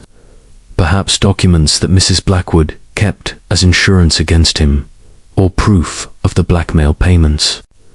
We know he's already stolen Veronica's papers, but there may be more, and he knows it. If we let it be known that such evidence exists and is going to be handed over to the police tomorrow morning, I rather think he'd make an attempt to steal it tonight. You want to use evidence as bait. Colonel Melchett said slowly. Set a trap. Precisely. We'll announce loud enough for servants and anyone else listening to hear that. Certain documents have been discovered in Mr. Craddock's effects. Papers that prove James Thornberry was blackmailing Mrs. Blackwood and that connect him to both murders. We'll say these papers are being kept in the library safe overnight, to be collected by Scotland Yard in the morning. But there are no such papers, Dr. Haydock objected. No, but Mr. Thornberry doesn't know that. He'll have to make an attempt to retrieve them, and when he does, we'll be waiting. It took some persuasion, but eventually Colonel Melchett agreed. The trap was set with careful precision. That afternoon, Colonel Melchett made a great show of arriving at Thornfield House with a locked portfolio, which he and Miss Marple carried into the library. Servants were within earshot as he declared in ringing tones that these documents from Craddock's office change everything and that they'd be kept in the library safe until Scotland Yard could examine them in the morning. Mrs. Blackwood, who had been kept under loose house arrest since her confession to poisoning her husband, was brought down and told the same story. Her face went pale. James's papers. Edmund had papers about James. Extensive documentation. Colonel Melchett lied smoothly. Letters, financial records, even photographs. Everything needed to convict Mr. Thornberry of blackmail, conspiracy to commit murder, and the murder of Edmund Craddock. He'll hang for certain once Scotland Yard sees these, but he'll think I gave them to you. He'll think I betrayed him. Did you, Mrs. Blackwood? Miss Marple asked gently. Did Mr. Craddock know about the blackmail? After a long moment, Cynthia nodded miserably. I told him, finally, 3 weeks ago. I couldn't bear it any more. James had been demanding more and more money, threatening to reveal my part in my husband's death if I didn't pay. Edmund said he'd handle it, that he'd find a way to free me from James's hold. He must have been gathering evidence against him. Then it's your testimony, combined with these documents, that will convict him, Colonel Melchett said. You're doing the right thing, Mrs. Blackwood. The seeds were planted. Now they simply had to wait. Night fell over Thornfield House. Colonel Melchett and 3 constables concealed themselves in the library behind the heavy velvet curtains and in the adjoining conservatory. Miss Marple, insisting that her presence might be useful, positioned herself in her backed chair in the corner where the shadows were deepest, her knitting in her lap like a talisman. Gerald Lloyd, against Miss Marple's advice but with stubborn determination, hid himself in the hallway, wanting to confront the man who had murdered his uncle. Veronica, still weak from her head injury, had been given a sleeping draught and put to bed with a constable stationed outside her door. The hours crawled past. 11 o'clock, midnight, 1 o'clock in the morning. Miss Marple's needles clicked softly in the darkness. The only sound besides the ticking of the grandfather clock in the hall at 1:30. There was the softest scrape of sound, a window being opened in the conservatory. Miss Marple's hands stilled. She heard rather than saw Colonel Melchett tense behind his curtain. A shadow detached itself from the greater darkness, moving with the confidence of someone who knew exactly where they were going. The figure crossed to the library safe, knelt before it, and began working at the lock with practiced skill. Now, Colonel Melchett roared, and suddenly the library blazed with light as the constables lit the lamps they'd kept ready. The man by the safe spun around, and Miss Marple got her first clear look at James Thornbury. He was indeed handsome, with the kind of aristocratic features that inspired trust, now twisted with fury. The scar through his eyebrow gave him a raffish air that probably charmed as often as it warned. "Game's up, Thornbury," Colonel Melchett said, his constables closing in. "You're under arrest for the murder of Edmund Craddock and the attempted murder of Veronica Blackwood." But Thornbury was faster than he looked. In one smooth motion, he drew a pistol from his coat and leveled it at the nearest constable. "Stay back. I'll shoot. I swear I will." "You'll hang whether you shoot or not," Colonel Melchett said, but he gestured his men to stop advancing. "You can't escape. The house is surrounded. Then I'll take one of you with me before I go." Thornbury's eyes darted around the room, calculating odds, looking for exits. They landed on Miss Marple, still seated quietly in her corner chair. "The old woman. She'll be my hostage. No one cares much about old women. They'll let me pass to save her." He started toward her, the gun now pointed at Miss Marple's chest. Colonel Melchett made a strangled sound of protest, but Miss Marple simply looked up at the approaching murderer with her mild, interested expression, as though he were an unusual specimen of rose beetle rather than a desperate criminal. "Mr. Thornbury," she said conversationally, "or should I call you Mr. Winters?" The name hit like a physical blow.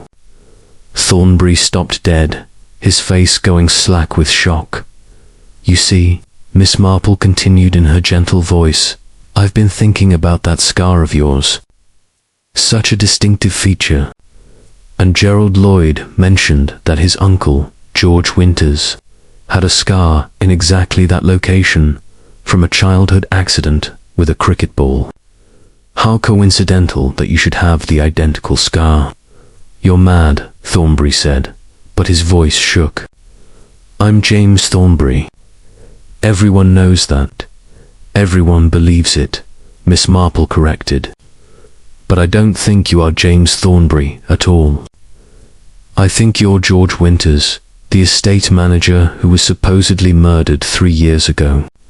And I think you've been playing a very elaborate game faking your death, assuming Thornbury's identity, and using his past relationship with Mrs. Blackwood to blackmail her for a murder she actually did commit." The room was frozen. Even Colonel Melchett looked stunned. The gun in Winters's hand wavered. "The real James Thornbury is dead, isn't he?" Miss Marple went on. "You killed him 3 years ago, probably when he tried to kill you first, to cover up his embezzlement. But instead of reporting his death, you saw an opportunity. You knew about his affair with Cynthia Blackwood. You knew she'd paid him £50,000 shortly after her husband died. It wasn't hard to deduce that she'd murdered the colonel, probably with Thornbury's encouragement. So you became Thornbury. You had access to all his papers, his history, everything you needed. You let people believe George Winters had died in that quarry fall, and you've been bleeding Mrs. Blackwood dry ever since." "Prove it," Winters spat, but there was desperation in his eyes now. "Oh, I think Scotland Yard can prove it easily enough. Dental records, old photographs, people who knew the real James Thornbury. The masquerade won't hold up under close examination. And then there's the matter of Mr. Craddock's murder. He'd started investigating the colonel's death, which led him to question the circumstances of both Thornbury's disappearance and Winters's death. He was getting too close to the truth, that George Winters was alive and operating under a false identity. "So, you killed him. He would have ruined everything." The words burst out before Winters could stop them. Years of planning, of patient work. That meddling solicitor couldn't leave well enough alone. It was a confession, clear and damning. Colonel Melchett moved swiftly, and this time Winters was too shaken to react quickly enough. The constables wrestled the gun away and clapped handcuffs on his wrists while he struggled and cursed as they dragged him from the library. He turned back to stare at Miss Marple with something like awe. "How did you know? How could you possibly know?" Miss Marple smiled her gentle smile. "It was really quite simple, dear. You made one crucial mistake. You told people you were James Thornbury. But the real James Thornbury would never have needed to steal and hide Veronica's documents. He would have known that Cynthia had already gotten rid of any evidence connecting him to her crimes, because he would have helped her do it. Only someone who wasn't actually Thornbury, someone who didn't know exactly what evidence existed or where it was kept, would have needed to frantically search for and destroy papers. You didn't know the household secrets as intimately as the real Thornbury would have, and that gave you away." The morning after George Winters's arrest, the principal players gathered once more in the library at Thornfield House. The rooms seemed different in daylight, less ominous, though the events of the night before still hung heavy in the air. Cynthia Blackwood sat in a chair by the window, looking a decade older than she had a week ago. Veronica, her head still bandaged but her eyes clear, sat as far from her stepmother as possible. Gerald Lloyd stood behind Veronica's chair with protective concern. Colonel Melchett occupied the chair behind the desk, while Dr. Haydock and Miss Marple flanked the fireplace like witnesses at a trial. "I believe," Miss Marple said gently, "that everyone deserves to understand the complete story. So much deception, so many lies, it's important that we end with truth. At least," she settled her knitting in her lap and began, her voice steady and clear. 3 years ago, Colonel Blackwood was a wealthy man married to a woman who did not love him.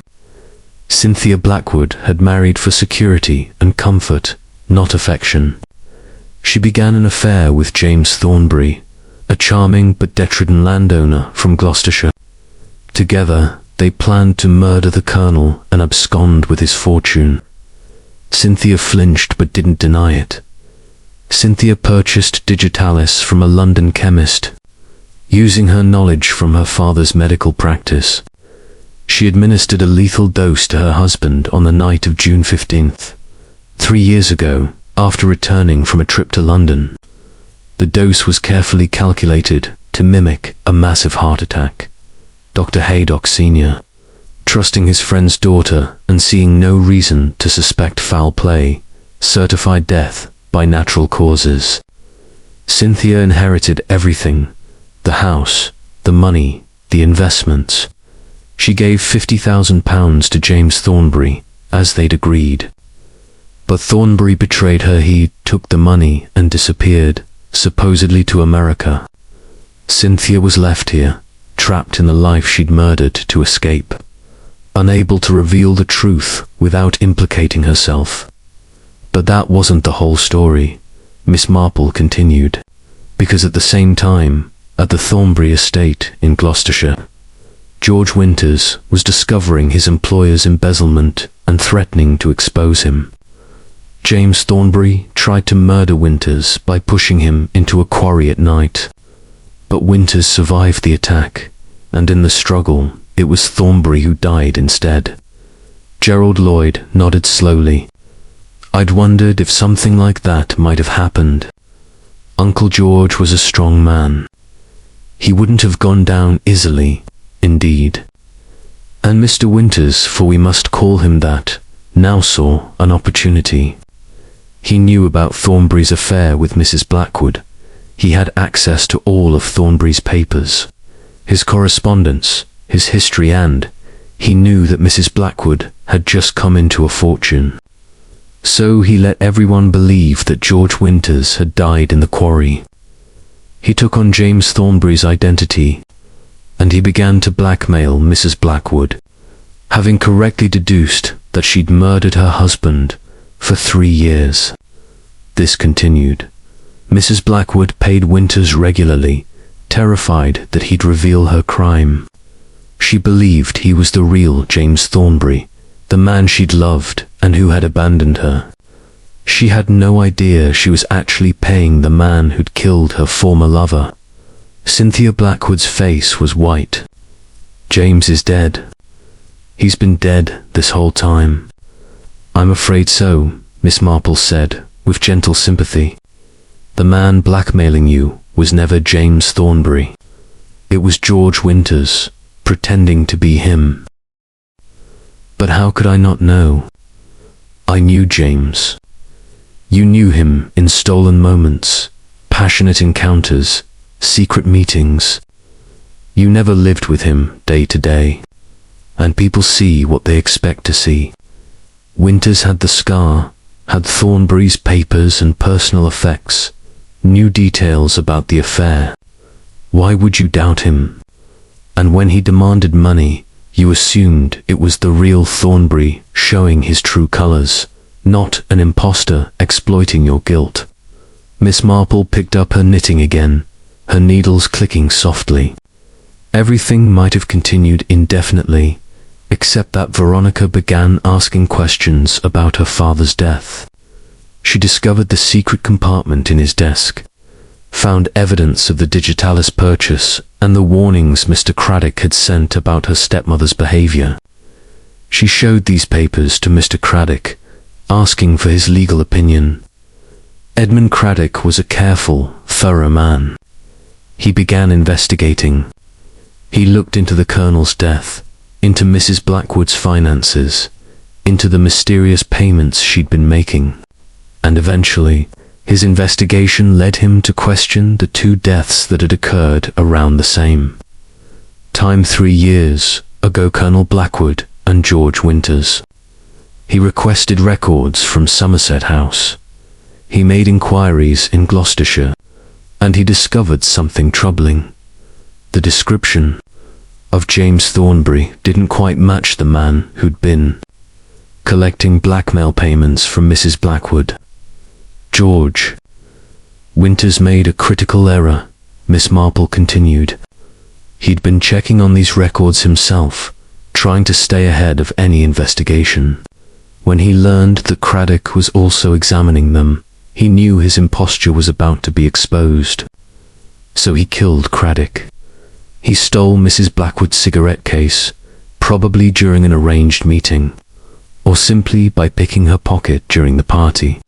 He filled it with something heavy to use as a weapon. He arranged to meet Craddock by the greenhouse at 8:30, knowing that Craddock had also arranged to meet Veronica there at the same time. But Winters got there first. He struck Craddock from behind, killing him quickly. But he made a mistake. He dropped the cigarette case in the struggle. Rather than risk searching for it in the dark, he dragged Craddock's body away from the greenhouse, trying to disassociate the murder from that location. He wanted everyone to think it was a random attack during the party, not a planned execution at a pre-arranged meeting. His plan was to let suspicion fall on Mrs. Blackwood. After all, she had the most obvious motive. Craddock was investigating her for her husband's murder. If she went to prison or the gallows for Craddock's death, Winters would be free of any suspicion and could disappear with the money he'd extorted from her over the years. But things didn't go as planned. Veronica survived his attack. Gerald Lloyd's investigation of the estate accounts was uncovering discrepancies. And most damaging of all, his own behavior wasn't quite right for the real James Thornbury. Little inconsistencies that someone who'd known the real man would have noticed. Veronica spoke for the first time, her voice quiet. So Mr. Craddock died trying to protect me, trying to expose the truth about my father's death. Yes, my dear, he was a brave and principled man. When he discovered that Mrs. Blackwood had murdered the Colonel, he gave her a chance to confess voluntarily. He arranged to meet her before the party to discuss the matter. But he also arranged to meet you, to share what he'd learned and to assure you that justice would be done. Unfortunately, Winters learned about both meetings and made sure Craddock never kept either appointment. Colonel Melchett cleared his throat. The question now is what charges to bring against whom. Mrs. Blackwood, you've confessed to the murder of your husband. That's a hanging offense. Cynthia Blackwood nodded slowly, her face resigned. I understand. I've been living in fear for 3 years. In a way, it's almost a relief to have it ended.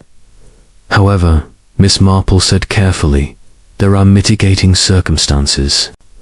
You've cooperated with the investigation. Your testimony will be crucial in convicting George Winters for Craddock's murder and the attempted murder of Miss Veronica. And, she paused delicately, there's the question of intent. You claim you meant only to make your husband ill, not to kill him. That you miscalculated the dose. It's true, Cynthia whispered. I never meant for him to die. I just wanted him frightened, vulnerable, willing to give me money. But I was foolish, ignorant of the proper dosage, and he died. I've lived with that guilt every day since. The courts may show leniency, Colonel Melchett said slowly, particularly given your cooperation and the fact that you yourself were a victim of blackmail and attempted murder. I can't promise anything, Mrs. Blackwood, but I will make sure the full circumstances are known to the prosecutors. Veronica spoke again, her voice strained. I should hate you. You killed my father. But seeing you now, you're pathetic. You threw away everything, your freedom, your integrity. Even the man you thought you loved for money you didn't even get to keep. Was it worth it? No, Cynthia said simply. It was never worth it. I wish I could undo it all. I wish I'd simply left your father, asked for a divorce, lived in poverty if necessary. Anything but this. Regret, Miss Marple observed gently, is a bitter companion. But it can also be the beginning of redemption, if one allows it. Gerald Lloyd spoke for the first time. My Uncle George Winters, I still can't quite believe it. All these years, I thought he was dead, murdered by James Thornbury. But he was alive, playing this elaborate game, becoming a blackmailer and a murderer himself. Why? Why not just come back, report what Thornbury had done, live his life honestly? Because he saw an opportunity, Miss Marple said, and he took it.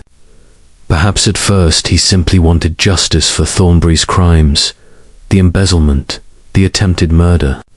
But then he discovered the possibility of much greater gain. He could be someone else entirely, someone with no past, no debts, no limitations.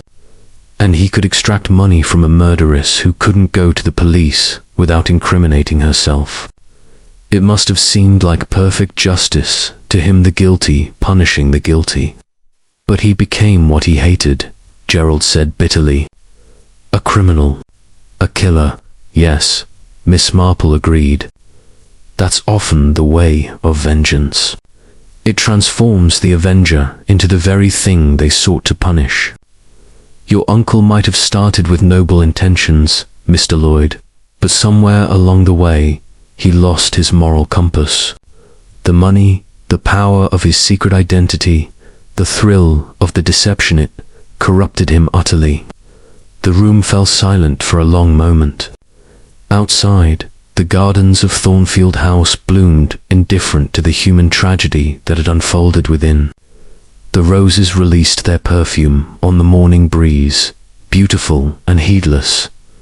Finally, Colonel Melchett stood. "I think we've said all that needs saying here. Mrs. Blackwood, I'm afraid you'll need to come with me. There are formal charges to be filed, statements to be taken. The legal process will take its course." Cynthia stood with quiet dignity. She looked at Veronica one last time. "For what it's worth, I am sorry. Your father was a good man. He deserved better than me." Veronica didn't respond, but she didn't look away either. Some communication passed between them, not forgiveness, perhaps, but acknowledgement. The beginning, maybe, of understanding, if not peace. As they prepared to leave, Dr. Haydock drew Miss Marple aside. "Remarkable work, Miss Marple. You unraveled a conspiracy that might have gone undetected forever. How did you do it?" Miss Marple smiled her gentle smile. "I simply observed human nature, Doctor. People rarely change their fundamental characters. A blackmailer remains a blackmailer. A murderer, when threatened, murders again. And someone pretending to be what they're not makes small mistakes that reveal the truth. One simply has to watch carefully and see the patterns. Rather like watching The Village, really.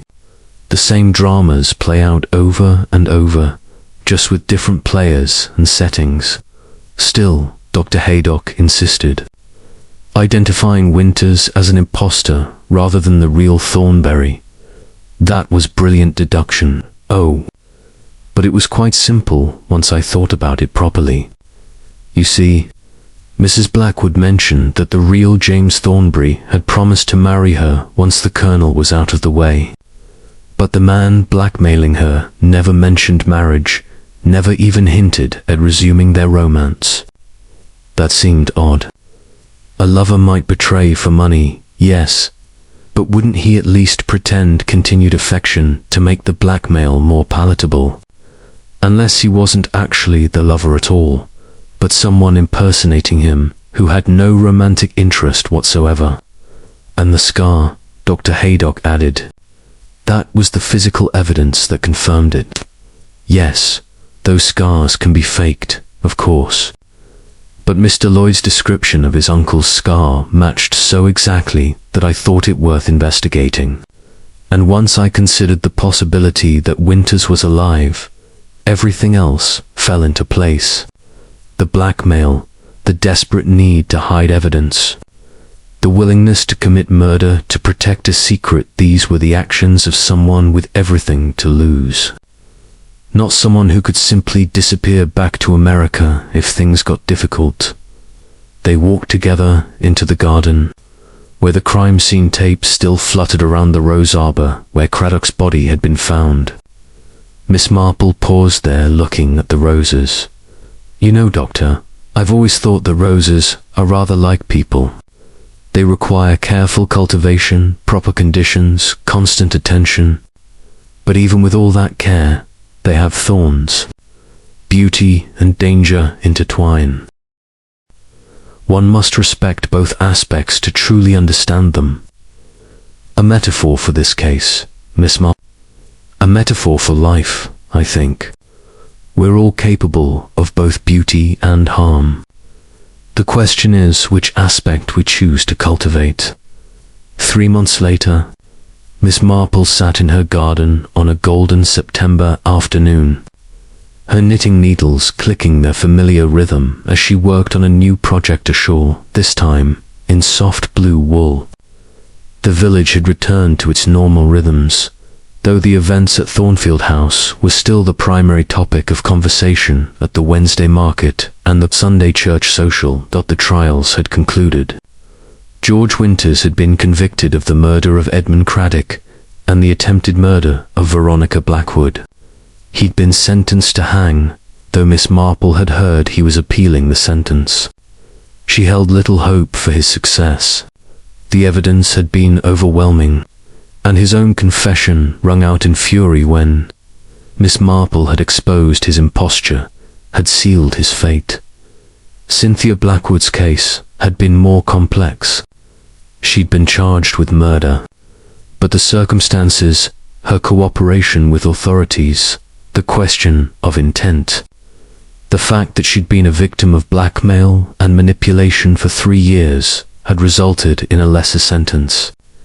Manslaughter rather than murder, with 15 years rather than the death penalty. She would likely serve 10 years with good behavior, and then emerge into a world that would never quite forget what she'd done. But at least she would emerge. A mercy she perhaps doesn't deserve. Mrs. Bantry had sniffed when the verdict was announced. But Miss Marple had seen it differently. Justice and mercy must sometimes walk together, she'd replied. Otherwise, we become as cruel as those we punish. Veronica Blackwood had inherited Thornfield House after all, though she'd announced her intention to sell it.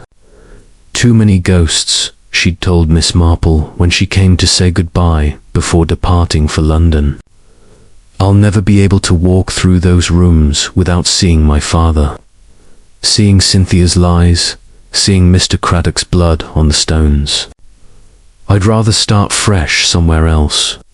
A wise decision, my dear, though I hope you'll take with you some happy memories as well.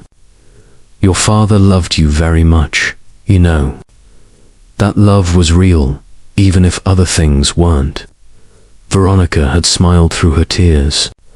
Thank you, Miss Marple, for everything, for believing me when I said something was wrong, for uncovering the truth, for caring. Oh, my dear child. That's what neighbors do. We care for each other in our own ways. Gerald Lloyd had left the village as well, his task of avenging his uncle completed, though not in the way he'd expected. He'd gone to London to testify at the trials, and Miss Marple had heard he'd secured a position managing an estate in Sussex, under his real name this time. She hoped he'd find peace there, away from the tragedy and deception. The real surprise had been the discovery of James Thornbury's body. Acting on information from Winters, the police had searched the quarry on the Thornbury estate and found remains that dental records confirmed as Thornbury. He'd been given a proper burial at last, his name cleared of the crimes he'd never committed. A small mercy for a man who'd been far from innocent in life. Miss Marple's reverie was interrupted by the arrival of Dr. Haydock, who settled into the garden chair with a contented sigh. Beautiful afternoon, Miss Marple, indeed. Would you care for tea? I've just made a fresh pot. Wouldn't say no. He accepted the cup she poured and took a long, appreciative sip. I've been thinking about the case, you know. Can't quite let it go. All those lies, Miss Marple. Layer upon layer of deception. Cynthia pretending to be a grieving widow when she was actually a murderess. Winters pretending to be Thornbury. Everyone hiding secrets, telling half-truths. How do you stand it? How do you look at people knowing how deeply they're capable of deception? Miss Marple was silent for a moment, her needles clicking steadily. Finally, she said, because I also see the truth beneath the lies, Doctor.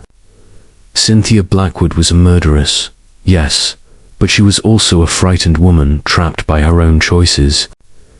George Winters was a killer and a blackmailer, but he started as a victim of attempted murder himself. Even the lies people tell are revealing.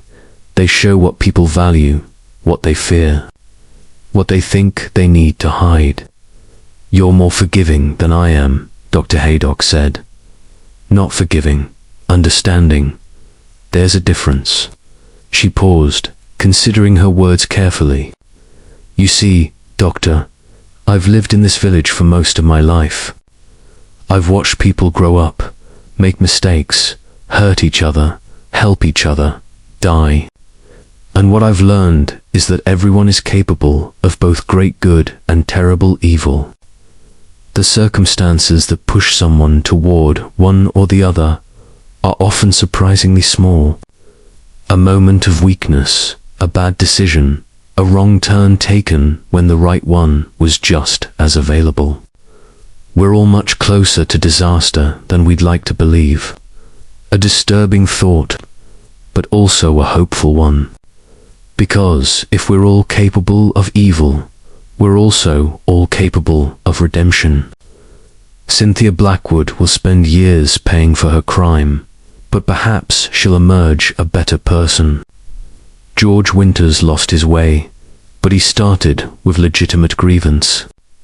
If he'd chosen differently, if he'd gone to the police instead of taking on a false identity, he might have been a hero instead of a villain. So you believe people can change? I believe people can choose to change if they're willing to do the difficult work of honest self-examination. Most people aren't willing, but some are, and that makes all the difference. They sat in companionable silence for a while, sipping tea and watching the play of light through the leaves. Finally, Dr. Haydock said, "You know, Miss Marple, I've learned something from watching you work through this case." "Oh, what's that?" "That the most dangerous lies are the ones we tell ourselves." Cynthia told herself she only meant to make her husband sick, not kill him. Winters told himself he was pursuing justice when he was really pursuing vengeance and profit. We all construct narratives that excuse our behavior, that make us the heroes of our own stories. The truth is often much less flattering. A very astute observation. Dr. Miss Marple's needles paused. And the corollary is that self-honesty is perhaps the rarest and most valuable virtue. It's certainly the one I value most when I encounter it. Mr. Craddock had it. He saw the truth, even when it was inconvenient and dangerous. It cost him his life, but he died with his integrity intact. A high price, but the only price worth paying, ultimately. What are we, if not our principles? Money, position, even life itself, these things pass. But how we live, the choices we make, the truths we uphold or deny, those echo forever. Dr. Haydock stood, preparing to leave. "You're a philosopher as well as a detective, Miss Marple." "Oh no, dear. I'm simply an old woman who watches people and tries to understand them. Though I suppose that might amount to the same thing." After he left, Miss Marple sat alone in her garden as the afternoon light mellowed toward evening. The roses were beginning their second bloom. The late-season flowers perhaps not as abundant as the spring display, but somehow sweeter for their rarity. She thought about the midnight garden party where all this had begun, about the roses that had bloomed then and the blood that had watered them. Thornfield House stood empty now, waiting for a buyer. Veronica had taken what she wanted: her father's papers, some family photographs, a few pieces of furniture with sentimental value, and left the rest. The house would be someone else's home soon. Someone who didn't know about the murder in the garden, the body by the greenhouse, the layers of deception that had poisoned those rooms. They'd see only a handsome Georgian house with lovely grounds, a good investment, a place to raise a family. Perhaps that was for the best. Houses, like people, deserved second chances. Miss Marple picked up her knitting again, the shawl growing row by row beneath her steady fingers. She thought about patterns in knitting, in human behavior, in the way tragedies unfolded with terrible inevitability once certain choices were made. If she'd learned anything in her long life, it was that patterns repeated. The same types of people made the same types of mistakes, driven by the same fundamental emotions: greed, fear, love, anger, jealousy. But awareness of patterns didn't mean one was trapped by them. Each person had the power to choose differently, to step off the well-worn path to disaster and find a better way. Most people didn't, of course. Most people were like passengers on a train, carried along by momentum and circumstance, convinced they had no choice in the direction of their lives. But some people stepped off the train. Some people chose truth over convenience, integrity over profit, courage over safety. Those were the people who changed the world, or at least changed their small corner of it. She thought of Mr. Craddock, who could have ignored the warning signs, could have decided that a 3-year-old death wasn't his concern. But he'd chosen to investigate, to pursue the truth, to try to do what was right. It had cost him everything, but he died knowing he'd acted with honor. She thought of Veronica, who could have accepted the official story, could have lived comfortably on her inheritance without asking uncomfortable questions. But she'd chosen to seek truth even when it threatened her security. She'd lost her stepmother, her home, her sense of safety. But she'd gained something to clarity, freedom from lies, the ability to move forward without the weight of deception. And she thought of Gerald Lloyd, who'd lied to get his position but had told the truth when confronted, who'd sought justice for his uncle even when it was risky. He too had made choices, some good and some questionable, but ultimately he'd chosen honesty when it mattered most. These small acts of courage, Miss Marple reflected, were what made civilization possible. Not grand gestures or heroic deeds, but ordinary people choosing truth and decency in the face of temptation and fear. It was easy to lie, easy to take the convenient path, easy to tell oneself comforting stories. It was hard to be honest, hard to do right when wrong was more profitable, hard to face uncomfortable truths. But enough people did, it just barely enough to keep the world from descending into complete moral chaos. The sun was setting now, painting the sky in shades of rose and gold. Miss Marple's garden glowed in the gentle light, her flowers nodding in the evening breeze. Somewhere in the village, people were preparing dinner, helping children with homework, arguing over trivial matters, laughing together. Life went on, ordinary and extraordinary, tragic and comic, all woven together into the fabric of community, and Miss Marple would watch it all, her needles clicking, her mind processing and understanding, ready to step in when the pattern went terribly wrong and someone needed to untangle the threads of deception to reveal the truth underneath. Because that was what she did. That was her role, her purpose, her gift, and her burden. She saw what others missed.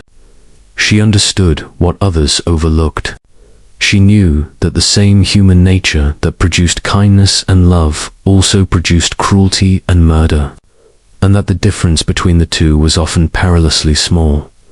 But she also knew that, understanding human nature, truly understanding it, in all its complexity and contradiction, was the first step toward compassion.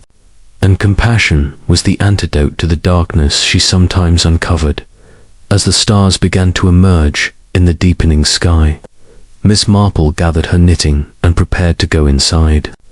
Tomorrow there would be church, and the weekly market, and tea with Mrs. Bantry, who would want to discuss every detail of the trials once again. The village would continue its rhythms, and she would continue her watch. The roses would bloom and fade. Secrets would be kept and revealed. People would love and betray, help and harm, tell truths and lies. And through it all, Miss Marple would observe and understand. A gentle guardian of justice in a world that needed such guardians more than it often realized. As she reached her cottage door, she paused and looked back at her garden, at the roses catching the last light of day. Despite everything, despite the murder and deception and tragedy, they were still beautiful. Still worth cultivating, still worth protecting. Rather like humanity itself, she thought. Flawed and dangerous, but beautiful. Always beautiful. And with that reflection, Miss Marple went inside, ready for whatever tomorrow's dramas might bring.